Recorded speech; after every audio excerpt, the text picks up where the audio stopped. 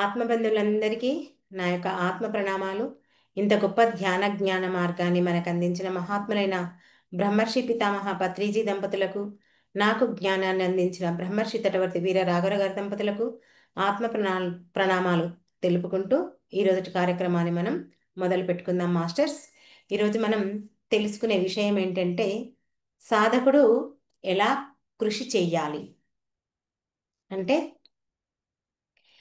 కాకి ఎలా కృషి చేస్తుందో, శ్రమిస్తుందో, సాధకుడు కూడా అలా శ్రమించాలి. ఒక కాకితో ఒక సాధకుణ్ణి పోల్చడం జరిగింది. అంటే కాకిలాగా నిరంతరం శ్రమిస్తూ ఉండాలి. ఎవరు? సాధకుడు. శరీరాన్ని శ్రమ పెట్టకపోతే రోగి అవుతాం. ఆ శరీరాన్ని శ్రమ పెడితే యోగి అవుతాం. దీని గురించి ఈరోజు మనం తెలుసుకుందాం. కాకి చెప్పే అద్భుతమైన సందేశం. కాకి ఎలా శ్రమిస్తుందో సాధకుడు కూడా అలా శ్రమించాలని చెప్పుకున్నాం కదా. అయితే మానవుని జీవితంలో అత్యంత ముఖ్యమైన అంశం కృషి, శ్రమ. ఏదైనా కృషి చేస్తేనే అతడు సాధించగలుగుతాడు. ఈ ప్రపంచంలో ఏ గొప్ప విజయం సాధించాలన్నా, ఆధ్యాత్మికంగా మనం ఎదగాలన్నా, జ్ఞానం పొందాలన్నా మనం ఎంతో శ్రమ పడాలి. శ్రమ పడితేనే మనకు దాని ఫలితం వస్తుంది. శ్రమ లేకుండా మనకు సాధ్యం కాదు. మనం ఏది నేర్చుకోవాలన్నా, ఏం చేయాలన్నా దానికి తగ్గ కృషి చేస్తేనే మనం అది నేర్చుకుంటాం. అయితే ఇక్కడ శ్రమ అంటే శ్రమ పడాలి, కానీ ఈ శ్రమ రెండు రకాలుగా ఉంటుంది. ఒకటి శరీర శ్రమ, రెండు ఆత్మశ్రమ. ఎవరు ఎలా శ్రమిస్తారో వాళ్ళ యొక్క జీవితం అలా రూపాంతరం చెందుతుంది. చూడండి, శరీరాన్ని శ్రమించడం అంటే శరీరానికి తగ్గ ఆసనాలు వేయాలి. తర్వాత ఈ శరీరంతో సేవా కార్యక్రమాలు చేయాలి. ఆ కృషి చేయాలి, శ్రమ పడాలి. అదే పనితనం. ఈ శ్రమ ద్వారా మనం ఈ శరీరాన్ని శ్రమ పెడితే ఆ శరీరం మనకేమవుతుంది? చురుకుగా పనిచేస్తుంది, అది పరిశుద్ధం అవుతుంది. అంటే ఎప్పుడు చలాకీగా ఉంటాం శరీరాన్ని శ్రమ పెడితే. కానీ ఈ దేహ శ్రమ ఒకటే చేస్తే మానవుడు పరిపూర్ణుడు కాలేడు. ఎందుకంటే దేహం అనేది కేవలం ఒక సాధన. సాధనం అంటే ఒక పనిముట్టులాగా ఈ శరీరం శ్రమిస్తుంది. కానీ దానికి తగ్గ ఫలితం కావాలి, పరిపూర్ణ మానవుడు కావాలంటే ఏం చేయాలి? ఆత్మతో కూడా శ్రమించాలి. ఆత్మను తన అసలైన స్థితిలో నిలబెట్టే ప్రయత్నం మనం చేయాలి. ఈ ఆత్మను శ్రమ పెట్టాలి అంటే అది మన లోపల నుంచి శుద్ధిని చేస్తాం. బాహ్యంలో ఒకటే కాదు, అంతరంలో కూడా శుద్ధి జరగాలి. అంతరంలో శుద్ధి జరగాలంటే దేంతో చేస్తాము మనం? మనస్సు. ఆ మనసుతో యుద్ధం చేయాలి. అప్పుడే ఈ అంతరంగ శుద్ధి అవుతుంది. ఆత్మకు శ్రమ ఇవ్వడంటే చూడండి, అనుకుంటాం మనం శరీరానికంటే యోగాసనాలు చేస్తాము, లేదా ఏదైనా పనులు చేస్తాము, ఇంకేదో రకంగా మనం శరీరాన్ని శ్రమ పడతాం. కానీ ఆత్మకి ఏ విధంగా శ్రమ పెట్టగలుగుతాము అని మనం కొంచెం ఆలోచిస్తే, ఆత్మకు ఏ విధంగా అంటే మనలో ఉన్నటువంటి అజ్ఞానాన్ని తొలగించుకోవాలి, అహంకారాన్ని తొలగించుకోవాలి, వికారాలను తొలగించుకోవాలి. ఇవన్నిటి కోసం మనం నిరంతరం ప్రయత్నం చేస్తూనే ఉండాలి. మనం అదే పని చేస్తున్నాం రోజు కదా. మన మనసులో ఉన్నటువంటి వికారాలను తొలగించుకునే ప్రయత్నం చేస్తున్నాం. చూడండి, కాకి ఇచ్చే అద్భుతమైన సందేశం అని చెప్పుకున్నాం కదా. ఏమిస్తుంది ఈ కాకి? అందరికీ ఒకటే తెలుసు, కాకి ఏమంటుందంటే కావు కావు అని అరుస్తుంది. అవునా? ఆ కాకిని చూస్తేనే మనం అసహ్యపడతాం. ఆ కాకిని ప్రేమించేది ఎప్పుడు మనము? ఒకే ఒక్కసారి. ఏంటి? ఆ తద్దినాలు పెట్టినప్పుడు, మన ఇంట్లో వాళ్ళు చనిపోయినప్పుడు, వాళ్ళు కాకి రూపంలో వచ్చి తింటారని అప్పుడు మాత్రమే ఆ కాకిని మనం గుర్తిస్తాం. మిగతా అంతా ఆ కాకిని ఈసడించుకుంటాం కదా. కానీ ఇప్పుడు మనం కాకి గురించే మాట్లాడుకోబోతున్నాం. ఆ కాకి ఇచ్చే అద్భుతమైన సందేశాన్ని మనం తెలుసుకోబోతున్నాం. అంటే కాకి ఎప్పుడూ ఊరుకోదంట. ప్రతి క్షణం అది దేనికోసమో ఒక దానికోసం కృషి చేస్తూనే ఉంటుందంటే. అంటే తన యొక్క ఆహారం కోసం, తను బతకడానికి కోసం, జీవించడానికి కోసం తను ఎప్పుడూ కృషి చేస్తూనే ఉంటాడు. అసలు కాకికి విశ్రాంతి అనే పదమే తెలియదంట. చూడండి, మనం ఎంత పని చేస్తే కాసేపు విశ్రాంతి తీసుకుంటే బాగుండే అని మనం ఆలోచిస్తాం. కానీ కాకికి అసలు ఆ పదమే తెలియదంట. కాకి కాకిని ఒక సద్గురువుతో పోల్చారు. కాకి లాంటి సద్గురువు మనకు, సద్గురువు ఏ పాఠమైతే నేర్పిస్తాడో కాకి కూడా అలాగా మనకు జ్ఞానాన్ని అందిస్తుంది. ఎప్పుడు కూర్చోకుండా, విరామం లేకుండా లక్ష్యం కోసం నిరంతరం అది కృషి చేస్తూనే ఉంటుందంట. మరి అలాగే మానవుడు కూడా నిరంతరం కృషి చేస్తూనే ఉండాలి. ఎవరు? ఒక సాధకుడు. మరి ఇంతకు సాధకుడు అంటే ఎవరు? అంటే ఈ ఆధ్యాత్మిక మార్గంలో నడుస్తున్నవాడు. కానీ ఆధ్యాత్మిక మార్గంలో నడవడం అంత సులభమైన పని కాదు. ఇది ఒక అంతర్గత యుద్ధం. అంటే ఈ మనసులో వచ్చేటటువంటి వికారాలు అనుకోండి, అహంకారములు అనుకోండి, వాటన్నిటితో యుద్ధం నిరంతరం చేస్తూనే ఉండాలి. ఇక్కడ వికారాలు అంటే మన ఆధ్యాత్మిక మార్గంలో మనం ధ్యానం చేసేటప్పుడు మన మనసులో వచ్చేటటువంటి ఆలోచనలు, భావనలు, లేదా మనకు వచ్చే కష్టాలు. మనం చేస్తున్నాం ఇప్పుడు ధ్యానం, మనకి ఎన్నో రకాలుగా కష్టాలు వస్తున్నాయా లేదా? ఎన్నో రకాల అడ్డంకులు జరుగుతున్నాయా లేదా? వీటినే వికారాలు అంటారు. వికారం అంటే ఏదో కాదు. మనకేమనిపిస్తుంది వికారం అంటే? మనకేదో కడుపులో తిప్పడము అదే వికారం అనుకుంటాం. కానీ మన మనసుకు కూడా వికారం కలుగుతుంది. మరి ఈ యుద్ధంలో విజయం సాధించాలంటే ఆ కాకి నిరంతరంగా ఎలా శ్రమ పడుతుందో మనం కూడా నిరంతరం కృషి చేయాలి. మరి కాకి లాంటి లక్షణాలే సాధకుడిలో కూడా ఉండాలి. అయితే ఏంటి కాకికుండే లక్షణం అంటే? ఎప్పుడు జాగ్రత్తగా ఉంటుందంట కాకి. ఏమర పాటున కూడా అది పొరపాటు జరగనివ్వదంట. అలాగే సాధకుడి యొక్క మనస్సు కూడా, ఈ మనసు చెప్పుకున్నాం మనం ఇందాక, వికారాలు, మనసుకు ఎన్నో వికారాలు వస్తుంటాయి.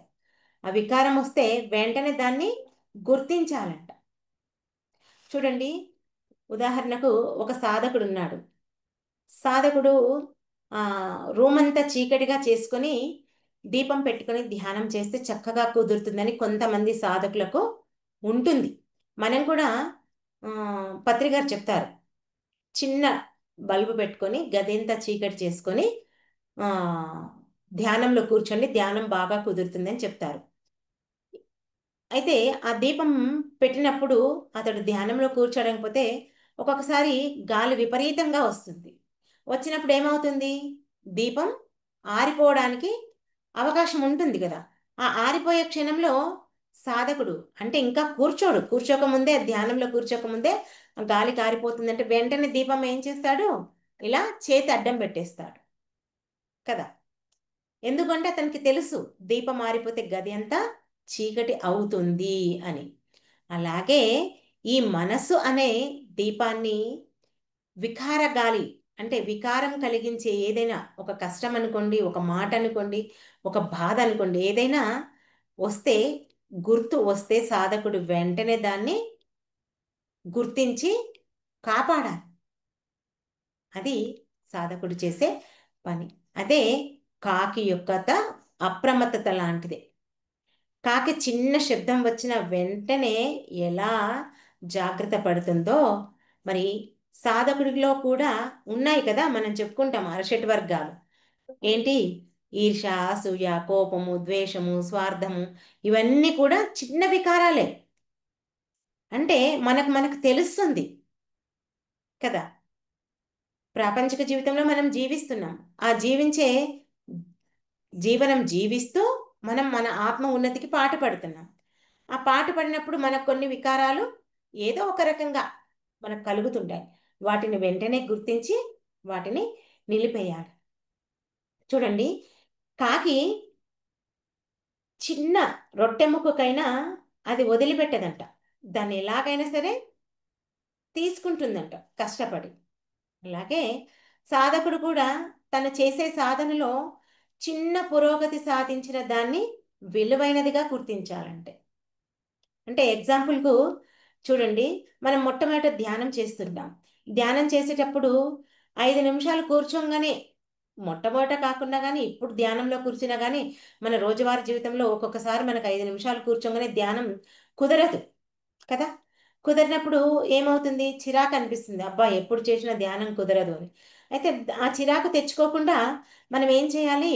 అదే పట్టుదలగా కూర్చోవాలి. అలా కూర్చుంటూ కూర్చుంటే మనకు 15 నిమిషాలు, 20 నిమిషాలు, అర్ధగంట అలా కూర్చుంటాం. ఆ తర్వాత మనసు చెదిరిపోతుంది. అబ్బా ఇంతసేపనే కూర్చున్నానా, నేను ఇంతగానో తిప్పన పడుతున్నాను కదా అని అనుకుంటా. అనుకున్నప్పుడు సరే, మొదట్లో 5 నిమిషాలకే వచ్చింది, ఇప్పుడు కనీసం 15 నిమిషాలన్నా కూర్చోగలిగాను కదా. ఆ చిన్న పురోగతి ఏదైతే వచ్చిందో దాన్ని ఎంతో విలువైనదిగా భావించాలి. ఎవరు? సాధకుడు. ఎప్పుడైతే ఆ చిన్న దాన్నే నువ్వు పట్టుకుంటావో దాంట్లో ఇంకా లోతుకు వెళ్ళగలుగుతావు. ఆ కాకి చిన్న రొట్టె ముక్కను కూడా వదిలిపెట్టకుండా ఎంతో విలువైనదిగా ఎలా భావించిందో, సాధకుడు కూడా ప్రతిరోజు ఆ చేసే సాధనని గౌరవించాలి. తనకొచ్చిన ఫలితాన్ని తను వృధా చేసుకోవద్దు, దాన్ని పట్టుదలగా తీసుకోవాలి. మరి ఇంకా కాకి ఒక దృఢ సంకల్పంతో ఉంటుంది. ఏంటి? చూడండి, మనం గాలికి ఏదైనా, సారీ, ఎండకి ఏదైనా ఆరబెట్టింటాం కదా. కొన్నిసార్లు కాకులు వస్తాయి కదా. కాకులు వస్తే మనం ఏం చేస్తాం? దానికి బొగ్గు పెడతాము, అద్దం పెడతాము, లేదా కాపలా ఆడనే కూర్చొని కట్టె తీసుకొని ఉష్ ఉష్ అని ఎగరగొట్టేస్తుంటాం కదా. అది మనం ఏమరపాటు, మానవుని యొక్క గుణం తెలుసు దానికి, కాకికి తెలుసు కాబట్టి ఏం చేస్తుంది? అది మనల్ని ఏ పొరపాట్లో ఎక్కడో చూసినామో ఆ లోపల అది వచ్చి తీసుకుంటుంది. అంటే ఆ దృఢ సంకల్పం అది పోలేదు దానికి, కాకికి. తను ఏదైతే అనుకుందో సాధించింది. అట్లాగే సాధకుడు కూడా ధ్యానంలో తను ఏదైతే సాధించాలనుకున్నాడో అది విఫలమైతే తిరిగి మళ్ళీ మళ్ళీ దానికోసం ప్రయత్నించాలి. ఆ కాకి ఎంత దృఢమైన సంకల్పంతో ఉందో మానవుడు కూడా అలా ఆ సంకల్పాన్ని వదులుకోకూడదు. కానీ మనం ఏం చేస్తాం? ఎంతసేపు కూర్చుంటే కుదరకపోతే సర్లే తర్వాత చేద్దాంలే, తర్వాత చదువుదాంలే, ఇప్పుడు నిద్ర వచ్చినట్లయితుంది, ఇప్పుడు కూర్చోబుద్ధి అయితే లేదు, అలసత్వం అనేది మనకు వస్తుంది. అందుకే ఏం చెప్తున్నాడు? శరీరాన్ని శ్రమ పెట్టకపోతే రోగి అవుతాడు. మన శరీరం కూడా ఈ ప్రకృతి యంత్రం అంట. దీన్ని ఉపయోగించకపోతే ఏమవుతుంది? ఆ శరీరం బలహీనం అవుతుంది. చూడండి, శరీరానికి తగినంత శ్రమ ఇవ్వాలి. కొంతమంది ఈ శరీరాన్ని సుఖపెట్టాలని శ్రమ ఇవ్వకుండా చూస్తుంటారు. చూడండి, మనం మన నిత్య జీవితంలో గమనిస్తే ఆ, వ్యవసాయం చేసేవాళ్ళు కానీ, మ్, కూలీ పని చేసేవాళ్ళు కానీ ఎంతోమంది వాళ్ళ యొక్క శరీరాన్ని ఎంత శ్రమ పెడతారు. అంతెందుకు, మన ఇంట్లో పని చేసే పని వాళ్ళే ఉంటారు, వాళ్ళు ఎంత యాక్టివ్గా ఉంటారు. మనకేమో కనీసం ఒక్కరోజు పని ఎగ్గొడితే ఇల్లు ఉడ్చుకోవడమే మనకు ఎంతో కష్టం అనిపిస్తుంది. నడుము నొప్పి వచ్చిందనో, చేతులు గుంజుతున్నాయనో, ఈరోజు పనామే రాలేదనో, ఎన్నో రకాలుగా మనం బాధపడుతుంటాం. అంటే ఈ శరీరానికి సుఖం కోసం మనం అలా అలవాటు చేసింటాం.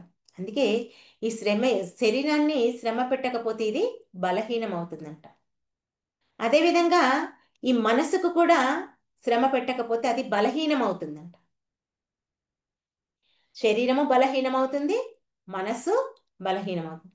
చూడండి, మనసు బలహీనం అంటే కొంతమంది ఈ మనసుకు ఎలాంటి విశ్రాంతిని శ్రమను కల్పించరు.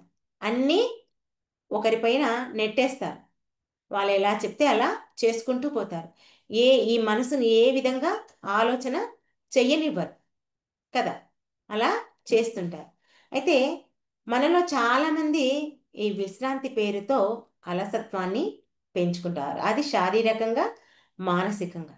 కానీ అది మన యొక్క ఆరోగ్యాన్ని, మనస్సును రెండింటినీ ఆ, ఎప్పుడైతే బలహీనపరుస్తుందో అక్కడ ఆత్మ వికాసాన్ని కూడా దెబ్బతీస్తుంది.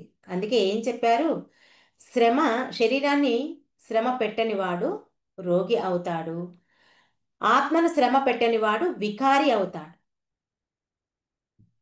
శరీరాన్ని శ్రమ పెట్టినవాడు రోగి పెట్టనివాడు, శరీరాన్ని శ్రమ పెట్టనివాడు రోగి అవుతాడు, శ్రమ పెడితే యోగి అవుతాడు. ఇక్కడ ఆత్మ శ్రమను పెట్టకపోతే వికారి అవుతాడు. అయితే వికారి అంటే ఏంటి? ఆత్మశ్రమని వికారి అంటే ఇక్కడ ఆ తన సహజ స్వరూపాన్ని కోల్పోవడం అన్నట్లు. మానవుడు అంటే ఎవరు? ఇక్కడ ఆత్మ అంటే ఎవరు? భగవంతుడు. మానవుడిలో ఆత్మ ఉంది. ఆత్మ అంటే ఎవరు? భగవంతుడు. ఆ ఆత్మ ఉన్నందుకే మనం ఈ భూమి పైన ఉన్నాం. అంటే ఆ దేవతా లక్ష్యాన్ని తాను కోల్పోతాడు. అదే వికారం అంటే. ఇవన్నీ మనం ధ్యాన మార్గంలోకి వచ్చాకే మనకు అర్థం అవుతాయి. అందుకే ఇక్కడ చూడండి, శ్రమ లేకపోవడం వల్ల కలిగే ఈ దుష్ప్రభావాలు ఏవైతే ఉంటాయో అవి తెలుసుకుందాం. ఫస్ట్ మనం ఆలస్యము అని చెప్పుకున్నాం కదా. ఆలస్యం అంటే ఈ శరీరం మానసికంగా మనకు భారం అవుతుంది. అంటే ఈ మనసు ఏం చేస్తుంది? ఏదో ఒకటి ఆలోచిస్తూనే ఉంది. ఎందుకు అంటే తనలో ఉన్నటువంటి శక్తిని గుర్తించలేక. మరి ఆసక్తి కోల్పోవడం అంటే మనస్సు ఏ పనిలోనూ స్థిరంగా ఉండదు. మనం ధ్యానంలోకి రాకముందు అలాగా ఉండదా లేదా? ఈ మనస్సు అస్థిరంగా ఉండేది. ఏది ఒక దానిపై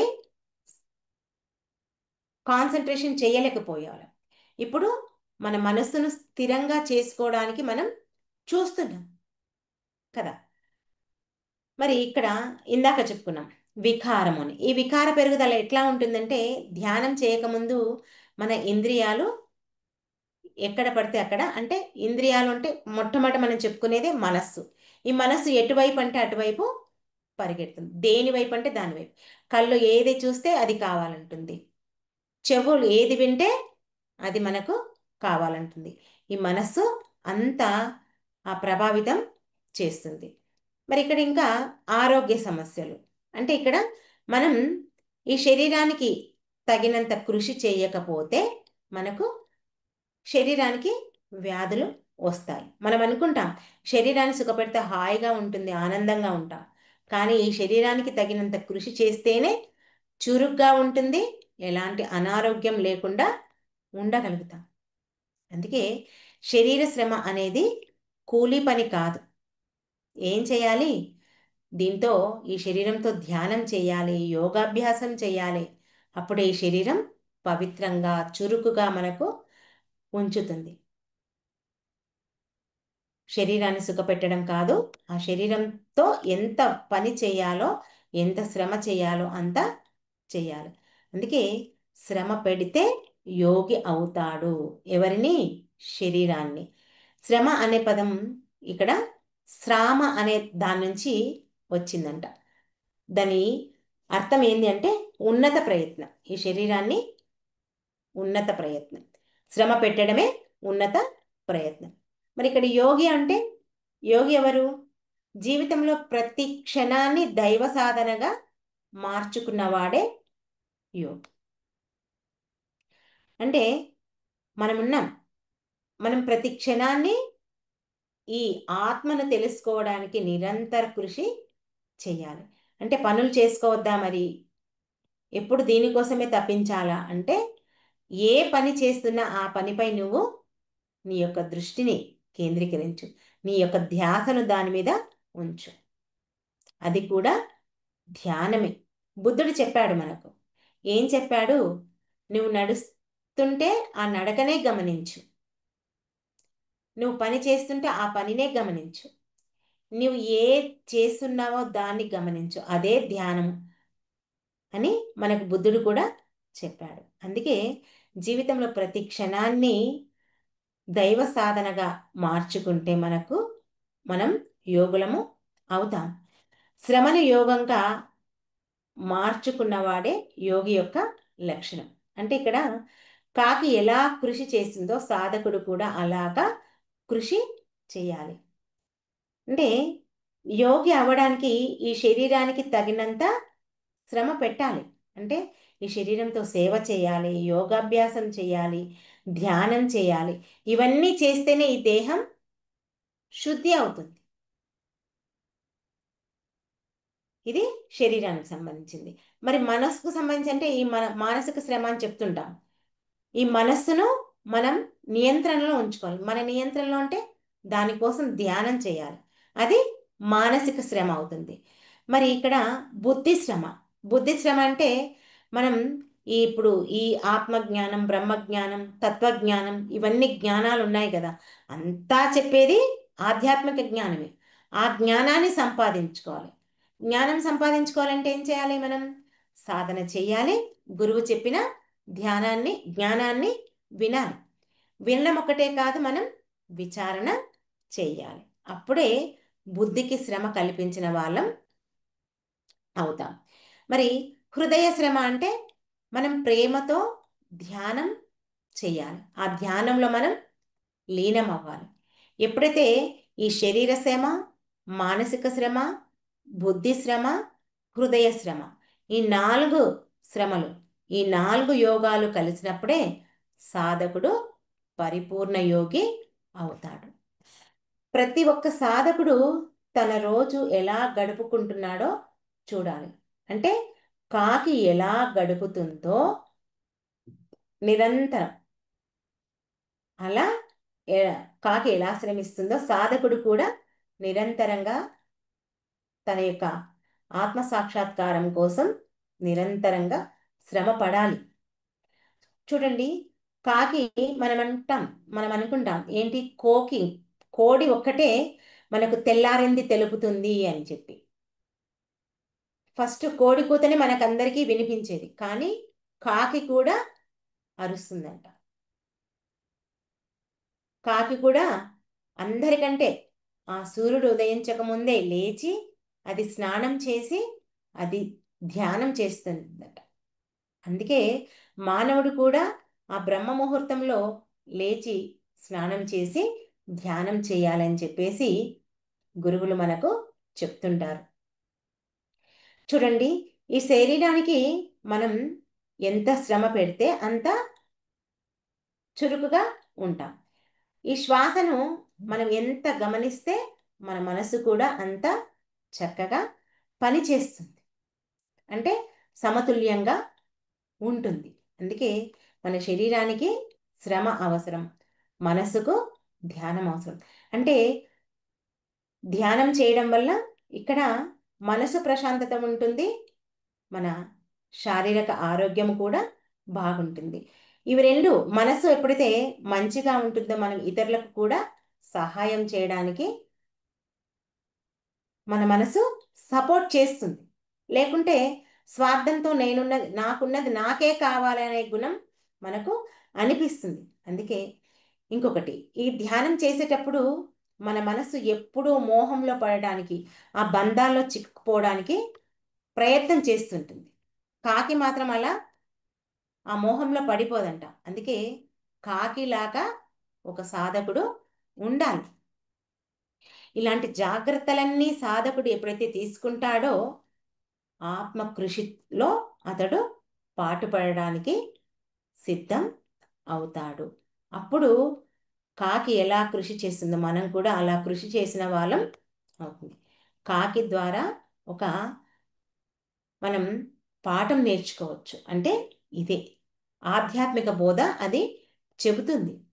జీవితం అనేది విశ్రాంతి కాదు, వికాసం చెందాలి. ఇక్కడ సాధనలో విశ్రాంతి అంటే వెనకడుగు వేయడమే. అంటే ఈ ఆత్మ మార్గంలో ముందుకు పయనించాలి. ఆత్మ మార్గంలో ముందుకు పయనించాలంటే మనం ఒక గుట్ట ఉంటే ఆ గుట్ట మీదకి ఎలా ఎక్కుతామో, అమ్మో అంత పైకుంది నేనా ఎలా ఎక్కగలను అని భయపడి ఆపేస్తే ఎక్కడుండిపోతాం? ఎక్కడ ఆగామో అక్కడే ఆగిపోతాం. తర్వాత మరి అక్కడే ఉంటామా? తర్వాత కిందికి దిగుతాం. కానీ ఈ ఆత్మను తెలుసుకోవాలని నువ్వు ఎప్పుడైతే ఆధ్యాత్మిక ప్రయాణం మొదలు పెట్టావో దాన్ని ముందుకు వెళ్ళాలి. ఆ నిరంతర కృషి చే చెయ్యాలి. నువ్వు భయపడి ఆగిపోతే క్రిందికి దాగి జారిపోతావు, కిందికి దిగజారిపోతావు. అందుకే గురువు చెప్తాడు, ఏమనంటాడంటే ఆత్మ మార్గంలో నిరంతర కృషి మాత్రమే శ్రేయస్కరం. ఎప్పుడూ నేను ఇన్ని రోజుల నుంచి సాధన చేస్తున్నాను, నాకేమీ తెలియడం లేదు, ఏ అనుభవం రావడం లేదు, నేను ఎదగలేకపోతున్నాను అని ఎప్పుడూ నిరాశ చెందవద్దు. స్కూల్లో పిల్లలు అందరూ ఒకేలాగా చదువుతారా? అందరికీ ఒకేలాగా మార్కులు వస్తాయా? కదా. అందరూ ఫస్ట్ వస్తారా? రారు కదా. 45 మంది పిల్లల్లో ఒకడే ఫస్ట్ వస్తాడు. ఎందుకంటే వాడు అంత కృషి చేశాడు కాబట్టి. మరి అలాగే మనం ఈ ఆత్మ సాక్షాత్కారం కోసం ఎంత శ్రమిస్తే అంత ఫలితాన్ని మనం పొందుతాం. ఇక్కడ శ్రమ అంటే కేవలం శారీరక కష్టం కాదు, అది తపస్సు. తపస్సు అంటే శ్రమ ద్వారా శుద్ధి వస్తుంది. ఆ శుద్ధి ఎప్పుడైతే వస్తుందో అప్పుడు ఆ శ్రమనే మనల్ని యోగులను చేస్తుంది. శ్రమ పెట్టిన సాధకుడికి లభించే ఫలం ఏంటి అని మనం ఒకసారి ఆలోచిస్తే అది శ్రమ కాదు, మనకు ఆనందం కలుగుతుంది. చూడండి, మనము ధ్యానం చేస్తాం. ధ్యానం చేయకముందు మన మనసు కొంచెం ఎలాగో ఉంటుంది ఒక్కొక్కసారి. అప్పుడు మనకి ఎంతో భారంగా అనిపిస్తుంది. సరేలే, ఇలా ఉంది కదా, మనం ధ్యానం చేస్తే మన మనసు మంచిగా అవుతుందని చెప్తారు కదా గురువులు అని చెప్పేసి ధ్యానం చేశాను అనుకోండి, అప్పుడు మనసు ఎంత ప్రశాంతం అవుతుంది, అప్పుడు ఎంత ఆనందం లభిస్తుంది కదా. అందుకే ఆ ఆనందం లభిస్తుంది కాబట్టే మనమంతా ఏం చేస్తున్నాం? ప్రతిరోజు ఆ ఆనందం కోసం నిరంతరంగా ఈ ధ్యానాన్ని చేస్తున్నాం. ఇప్పుడు శరీరం సుఖం, ఇది బాహ్యమైంది. ఆనందం అంతర్ముఖమైంది. ఆనందం అనేది నీకు ఇక్కడ మనసు ద్వారా దొరకదు, దొరికిన అది తాత్కాలికంగా. అందుకే కాకి శ్రమ మనకు ఈ బాహ్య జీవంలో గడిపించే ఈ జీవితం ఏదైతే ఉందో దానిలో క్రమశిక్షణ నేర్పుతుంది. యోగి శ్రమ ఏం నేర్పిస్తుందంటే మన అంతర్ముఖ ప్రయాణానికి మార్గాన్ని చూపిస్తుంది. ఈ రెండు కలిసినప్పుడే సాధకుడు జీవన యోగి అవుతాడు. ఇది మనం గుర్తించాలి. అందుకే బ్రతకడం కాదు, దైవ సన్నిధిలో జీవించడం ప్రారంభించాలి. మామూలుగా అందరం జీవిస్తున్నాం, ప్రాపంచిక జీవితంలో అందరం జీవిస్తున్నాం. సాధకుడు ఆ మామూలు జీవితం కాదు జీవించేది, ఆ దైవ సన్నిధిలో జీవించాలి. అందుకే పూర్వీకులు ఒక మాట చెప్పేవారు, ఏంటి అంటే శ్రమే శ్రేయస్కరం తపో భూమి భారత్. అంటే ఈ భూమి తపస్సుతో నిండింది. మనకు చెప్తారు మన భారతదేశం ఆధ్యాత్మికతకు పుట్టినిల్లు అని. అందుకే యోగులంతా మన భారతదేశంలోనే ఉన్నారు. ఇక్కడ మన ప్రతి పని, ప్రతి శ్రమ ఒక దైవార్పణం అవ్వాలంట. అంటే మనం చేసే పని అలా ఉండాలి. చేసి అలసిపోయిన అనుకోకూడదు. కాకి ఎప్పుడైనా అనుకుందా? నిరంతరం అది కృషి చేసిన, విశ్రాంతి అనే పదమే తెలియదట. కాకిలాగా ఎప్పుడూ అలసిపోకుండా మనం కూడా కృషి చేయాలి. అందుకే మనం ఈ శరీరాన్ని శ్రమ పెట్టాలి, అహంకారాన్ని జయించాలి, హృదయాన్ని శ్రమ పెట్టాలి, దైవానుభూతిని పొందాలి. ఇవన్నీ గుర్తుంచుకోవాలి. అప్పుడు మాత్రమే సాధకుడు నిజమైన సిద్ధుడవుతాడు. అందుకే ఏం చెప్పారు? శరీరాన్ని శ్రమ పెట్టకపోతే రోగి అవుతాడు, శరీరాన్ని శ్రమ పెడితే యోగి అవుతాడు. మరి కాకిలాగా నిరంతరం కృషి చేస్తే మనం కూడా యోగులం అవుతాం. చూడండి, ఇంతగానం చెప్తున్నాము, కానీ మళ్ళీ మనకొచ్చే చిన్న చిన్న కష్టాలకు కూడా మనం వెనకంజ వేస్తున్నాం. అలాగే మనం అనుకుంటాం హిమాలయాలకు వెళ్తే అక్కడ ఎంతో సాధించవచ్చు, మనం సంసార మార్గంలో ఉన్నాం కాబట్టి ఇక్కడ ఏమీ మనం సాధించలేకపోతున్నాము, సన్యాసం స్వీకరిస్తే మనం చక్కగా విజయం సాధించవచ్చు అనుకుంటాం. అలాగే ఒక యోగి కూడా హిమాలయాల్లో జీవించేవాడంట. అతడు, నేను ఇక్కడ హిమాలయాలో ఉన్నాను కదా, నేను ప్రాపంచిక జీవితంలోనే కదా, నేను అన్నీ సాధించాను అనే ఒక చిన్న గర్వంతో, అహంకారంతో ఉండేవాడంట. నాకంతా తెలుసు, నాకు అన్నీ తెలిసాయి అని చెప్పేసి ఆ గర్వంతో విర్రవీగేవాడంట. అలా అతనికి ఒకసారి అతడు ధ్యానం చేసే ధ్యానాన్ని కూడా చెయ్యకుండా ఉండేవాడంట. అయితే ఒకసారి అలా కూర్చొని ధ్యానంలో ఇలా వెళ్ళిపోవడం జరుగుతుందంట. ఆ క్షణంలోనే ఒక చెట్టు మీద, తన ముందున్న చెట్టు మీద ఒక కాకి ఏం చేసిందంట, తన పిల్లల కోసం ఒక గూడు కడుతుందంట. గూడు కట్టినప్పుడు ఒకసారి ఏమైతుందంట, ఆ గూట్లో, ఆ గూడు కట్టిన ఉంటుంది కదా, ఆ కట్టె పడిపోవడము లేక మెత్తబడము ఏదో జరుగుతుంది. జరిగినప్పుడు ఆ కాకి ఎంతైనా సరే శ్రమించి మళ్ళీ కొత్త గూడును తయారు చేస్తుందంట. ఆ కాకి శ్రమించేటప్పుడు ఒక్కొక్కసారి గాలి, వాన, ఎండ ఎన్ని రకాలుగా ఇబ్బందులు కన్నా కాకి మాత్రం ఆ గూడుని నిర్మించేది వదిలిపెట్టదంట. ఎంతో శ్రమపడి తన పిల్లల కోసం ఆ గూడును శ్రమపడి తయారు చేసేదంట. ఇదంతా సాధకుడు గమనించాడంట. చూసి నవ్వుకున్నాడంట సాధకుడు. ఇంత చిన్న పక్షి ఇంతగా శ్రమిస్తుంది, ఇలా చేస్తుంది అని చెప్పేసి అనుకుంటాడంట. కొన్ని రోజుల తర్వాత అతనికి ఆ కాకి మీద ఒక అనుభూతి కలిగిందంట. అయితే ఆ కాకి నిరంతర కృషి చేస్తుంది కదా, దాన్ని గమనించాడు. అలా గమనిస్తూ కూర్చున్నాడు. ఒకరోజు ధ్యానం చేస్తున్నాడు. ధ్యానంలో కూర్చుని ఉన్నాడు. అయితే తన లోపల నుంచి, మనం చెప్పుకుంటాం కదా, అంతరంగం లోంచి మనకు ఆత్మ చెప్తుంది అని, అతనికి కూడా అంతరంగంగా ఒక మెసేజ్ వచ్చిందంట. ఏంటి అంటే, నీవు తపస్వి కానీ తపన లేని తపస్వి నీవు, ఎన్ని రోజులు కూర్చున్నా నీవు అలాగే ఉండిపోతావు అని చెప్పేసి అతనికి లోపల నుంచి ఒక మెసేజ్ వచ్చిందంట. ఏంటి ఇలా వచ్చింది నాకు అని చెప్పేసి ఆ సన్యాసి ఆలోచించినంట. ఆ కాకి చేసే పనులన్నిటినీ బాగా గమనిస్తున్నాడంట. అంటే కాకి చూస్తేనే తనకు ఆ సందేశం వచ్చింది కదా, అందుకే ఆ కాకిని బాగా గమనించి చూశాడంట. ఇవన్నీ తెలుసుకున్న తర్వాత నేను కూడా ఎలాగైనా సరే ఆ కాకిలాగా శ్రమించాలని చెప్పేసి అతడు నిరంతరంగా ఆ సాధనను బాగా కృషి చేసిండంట. తనలో ఉన్నటువంటి అలసత్వాన్ని పోగొట్టుకున్నాడంట. తనలో ఉన్నటువంటి అహంకారాన్ని, అసూయను, అంటే ఏంటి ఆ సాధకుడు, ఆయన హిమాలయ యోగి కదా, ఆయనకేమి అహంకారం ఉంది అంటే, నాకే తెలుసు, అంతా తెలుసు అనే అహంకారం తనలో కొంచెం ఉంది కదా, అహంకారాన్ని అన్నిటినీ పోగొట్టుకొని తను బాగా కృషి చేసింట. కృషి చేస్తే అప్పుడు అతనిలో ఉన్నటువంటి ఆ అంతర్జ్యోతి వెలిగిందంట.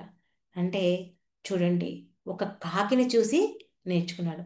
అలా ఎప్పుడైతే ఆ జ్యోతి వెలిగిందో, అతను చూసుకున్నాడో, అప్పుడు ఆ కాకి మళ్ళీ ఆ చెట్టు మీద ఉండి కావు కావని అరిచిందంట. అప్పుడు అనుకున్నాడంట సాధకుడు, ఆ యోగి, ఆ హిమాలయ సాధువు, ఓ కాకి, నువ్వు ఒక నాకు సద్గురువు అయ్యావు.